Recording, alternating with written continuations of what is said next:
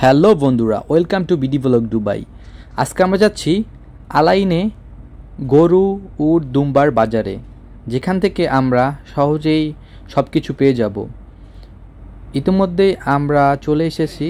এখানে এসেই আমরা প্রথম সেটে ঢুকে পড়লাম এবং সেখানে অনেকগুলো দুম্বা রাখা ছিল। তারা বলতেছিল যে তারা অনেকটাই বিক্রি করে দিয়েছে, তাদের কাছে আর মাত্র এইগুলো আছে।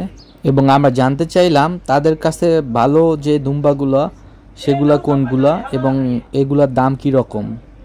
আমরা একে একে দুম্বাগুলো দেখতেছিলাম।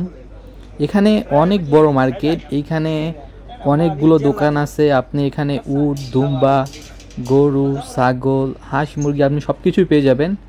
যদিও আমরা এক সেট থেকে আরেক সেট এভাবে ঘুরে ঘুরে দেখছি যে কোথায় আরও ভালোটা এবং স্বল্প মূল্যে পাওয়া যায়। এবং আমরা ঘুরে ঘুরে আস্তে আস্তে অন্য যে সেটগুলো আছে বাজারের মধ্যে সেইগুলা একের পর এক ঘুরে ঘুরে দেখতেছিলাম। এখানে তাপমাত্রা খুবই গরম, কিন্তু করার কিছুই নেই, আমাদের এখান থেকে ঘুরে ঘুরে দেখতে হবে এবং আমাদের মন মতো হলে আমরা এটা নিয়ে নেব। কারণ এখন ঈদের সময়, এখন সব কিছুর একটু দাম বেশি, সেই জন্য আমাদেরকে ঘুরে ঘুরে এবং জাস্টিফাই করতে হবে যে এর থেকে স্বল্প মূল্যে পাওয়া যায় কি না, এই আর কি। তো এখানে অনেক যেহেতু দোকান আছে সেই জন্য আমরাও ভাবলাম যে ঘুরে ঘুরে দেখি আর কি আছে। এখানে প্রচুর পরিমাণে উট আছিল এবং আপনার উটগুলোর দাম অতটা বেশি না, কিন্তু আমাদের বাংলাদেশে এইগুলোর দাম অনেক, সেই পরিমাণে এই জায়গায় এত বেশি না। এই জায়গার মানুষ উট অতটা বেশি খায় না, এই জায়গায় দুম্বা ছাগল এইগুলো বেশি রেগুলার ইউজ করা হয়। উটগুলো দেখে খুবই ভালো লাগছিল। আমরা উটের এক সেট থেকে আরেক সেটে, এখানে পর্যাপ্ত পরিমাণে উট আছে এবং এক একটা শাখা আলাদা আলাদা করে রাখা হয়েছে। এক পাশে উট, আরেক পাশে গরু ছাগল দুম্বা, এরকম আর কি।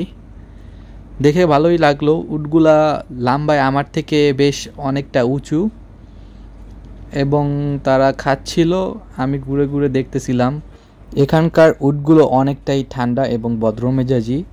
তারা খাচ্ছিল, আমি ভিডিও করতেছি, কিন্তু তারা ওরকম ডিস্টার্ব ফিল করলো না, তারা তাদের খাবার ঠিকমতোই চালিয়ে যাচ্ছিল। এখানে মাঝারি ছোট বড় সব ধরনের উট আছে, যার যেটা প্রয়োজন সে সেটা এখান থেকে কিনে নিয়ে যায়। কিন্তু এখানে দামটা অনেকটা বেশি।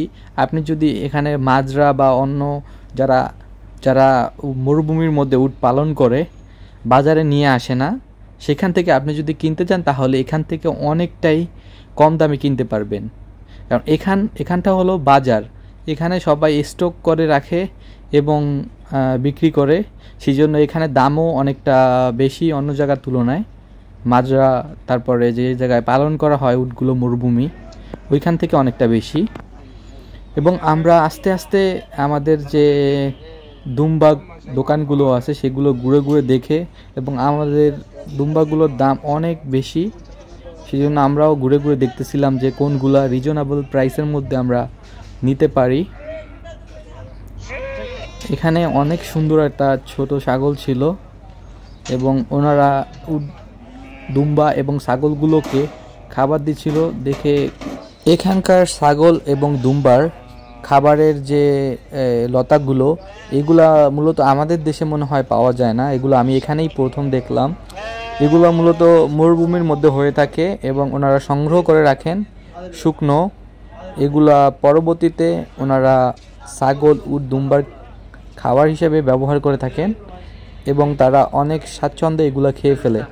কিন্তু আমাদের দেশের মতো ওই রকম কাঁচা ঘাস তারপরে বিভিন্ন লতাপাতা এইগুলো আমি এখানে দেখি নাই, সেই জন্য আমার কাছে একটু লাগলো যে এইগুলা কি খাচ্ছে, যে এত শুকনো খাবার এবার এইগুলা খেয়ে কিভাবে এরা থাকছে। যাই হোক, এখানের দুম্বাগুলো অনেকটাই ভালো লেগেছিল, কিন্তু আপনার দাম অনেক বেশি চেয়েছে, সেই জন্য আমরাও কিছু বলিনি, সেখান থেকে বের হয়ে গেলাম এবং তাকিয়েছিলাম দুম্বাগুলোর দিকে যে কিভাবে আরেকটু কম করানো যায় কিনা, কিন্তু ওনারা কোনো মতেই দাম কমাচ্ছে না, সেই জন্য আর কি করার।